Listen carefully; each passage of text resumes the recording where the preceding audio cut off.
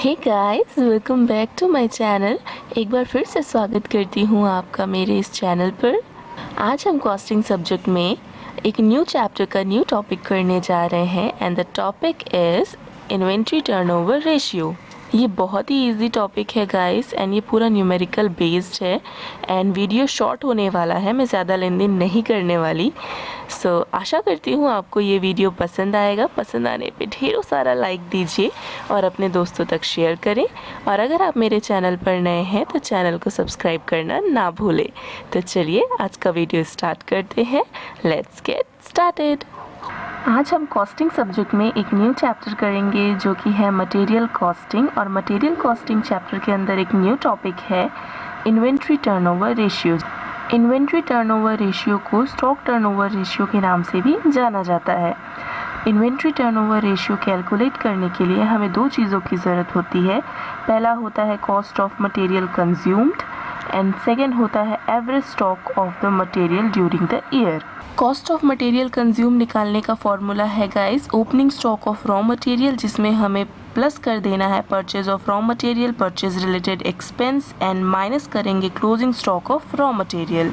And average stock of material कैसे निकालेंगे? Opening stock of raw material plus closing stock and divided by 2। इस chapter में mainly हम दो चीज़ें कैलकुलेट करना सीखेंगे गाइस कि पहला तो स्टॉक इन्वेंट्री टर्नओवर रेशियो जो कि टाइम्स में कैलकुलेट होता है, हमारा जो आंसर आएगा वो टाइम्स पे आएगा। और सेकंड चीज़ जो हम निकालना सीखेंगे वो होगा stock inventory turnover ratio in terms of days, उसका आंसर हमको डेज़ में मिलेगा। ये दोनों ही फॉर्मूले अलग अलग हैं। विदाउट एनी फर्दर डिले हम न्यूमेरिकल की तरफ चलते हैं, उसमें मैं आपको ये दोनों ही सॉल्व करके दिखाऊंगी। तो चलिए, मैं अपनी बुक का क्वेश्चन नंबर 73 करने जा रही हूँ। टॉपिक आप देख सकते हैं इन्वेंट्री टर्नओवर रेशियो है, इसके अंदर हम ये क्वेश्चन करने जा रहे हैं। जैसा कि आप देख सकते हो गाइस, ये क्वेश्चन सीए इंटर में आ चुका है। ये बहुत इंपॉर्टेंट क्वेश्चन है। मैं आपको ऐसे ही जनरली कोई भी क्वेश्चन नहीं करवा रही। ऑलवेज जो भी क्वेश्चन मैं सेलेक्ट कर रही हूँ वो सीए, सीएमए या सीएस, बीकॉम इससे ही रिलेटेड क्वेश्चंस हैं। मैं इन सारे इन्फॉर्मेशन को अपने नोटबुक में नोट कर लूँगी जिससे कि मुझे सुविधा हो, मुझे बार बार बुक देखने की ज़रूरत ना पड़े।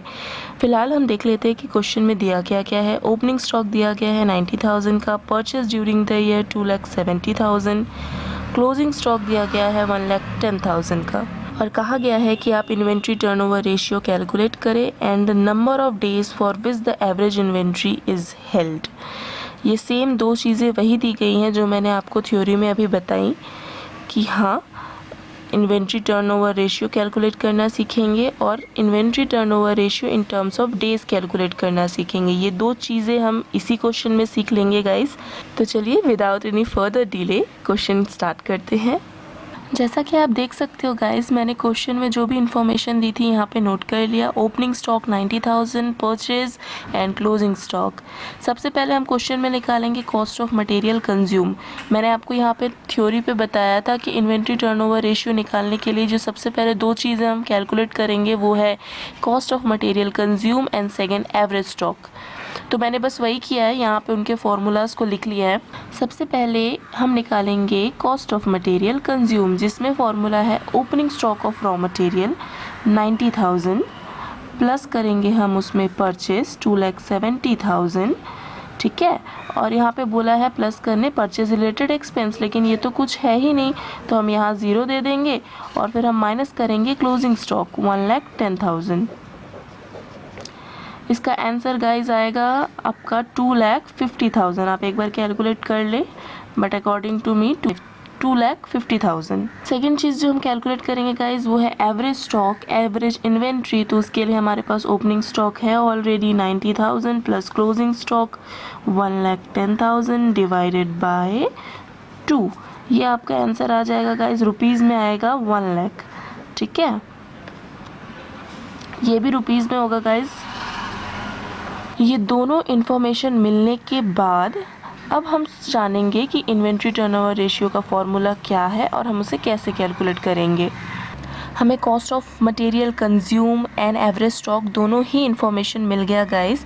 अब हम क्वेश्चन की तरफ बढ़ेंगे कि हमको क्वेश्चन में निकालने क्या दिया था, बिकॉज इन दोनों के बिना हम इन्वेंट्री टर्नओवर रेशियो नहीं निकाल सकते और ना ही inventory turnover ratio in terms of days निकाल सकते हैं। इन्वेंट्री टर्नओवर रेशियो निकालने का फॉर्मूला है guys cost of material consume, जैसा कि हमने ऊपर निकाला, cost of material consumed divided by average stock of raw material. बस यही है इसका फॉर्मूला गाइस, जैसा कि मैंने यहाँ ऊपर आपको बताया। तो ये हो जाएगा डिवाइड, ठीक है, cost of material consume divided by average stock of raw material. अब अगर हम इसको निकालें तो हमारा कॉस्ट ऑफ मटेरियल कंज्यूम है 2,50,000 डिवाइडेड बाय एवरेज स्टॉक 1,00,000। और ये जो हमारा आंसर आएगा वो किस में आएगा गाइज, मैंने आपको बता दिया था कि ये ऑलवेज टाइम्स पे आएगा।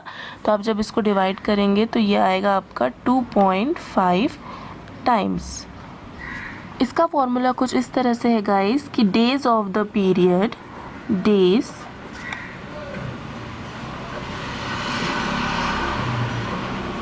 Divided by stock turnover ratio.